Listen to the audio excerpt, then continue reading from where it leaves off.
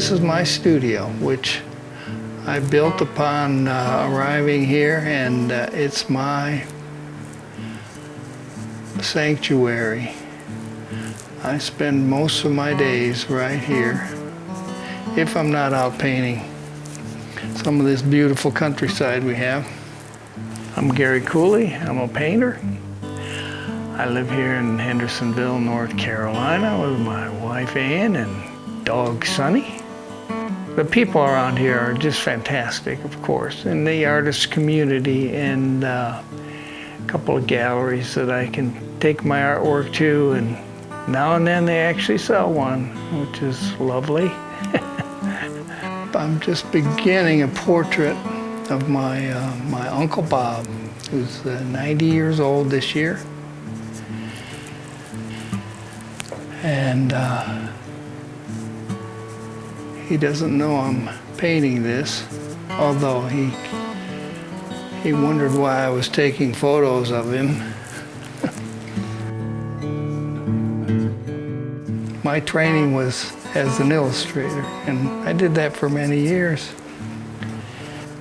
As an illustrator in New York, everyone that I would go show my work to is, well, you know, you haven't developed a style, a technique, you know, and I really didn't want to. Technique, because I cared more about the emotion of a piece than the style. It wasn't a technique. It was I ended up with a style because when I'm done with a piece, it looks like I did it, and I suppose that's a style. So I jump around in subject matter. You know, recently I spent a little time up at the Carl Sandburg home and did some photography of the goats up there, and came back and I'm doing try to do a series of the goats. For a while I was doing chickens, and then in the meantime I'll go out and do landscape paintings. Or set up a still life here in the studio if it happens to be raining. But the thing that holds it all together is that I'm after the same thing, no matter what I'm working on, which is, you know, more the essence of the piece than of the subject than the detail. When I was living in Detroit, and I met this gallery owner, and he said, "What do you do?" And I told him I was an artist, an illustrator. He said, "Oh, yeah, I've got a gallery." I said, "Well, really, I always wanted to be in a gallery, man." He said, "Well, why don't you do me a painting and bring it over?" I said, "Okay." I said, "What should I do?" He said, "Well, that's kind of up to you, but, you know, what do you like to do?" I said, "Well, I like to paint animals." He said, "Well, paint me an animal." So I went and searched and found this shot of a zebra, and I painted this zebra, and I took it in, and he said, "Well, that's," he said, he didn't say "that's great," anything like that. He just said, "Well, you got the touch."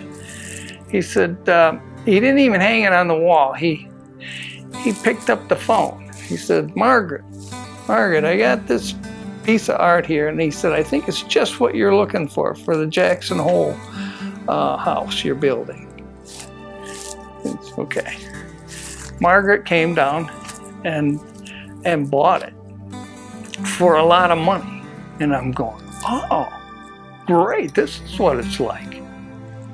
Well, it's unfortunate that my first foray into a gallery was that successful. But so there was a little bit of a false start to my gallery career. You know, there's a sense of, you know, I'm meditating while I'm working generally. Sometimes I have music on, sometimes it's quiet. As long as I stay in that meditative sort of state where I'm not thinking too much about anything other than the next stroke, the next stroke. That's when I'm doing my best work, and that's when I'm enjoying myself the most. It's taken a long time to get here, but it's probably the most content and happy I've been in my entire life.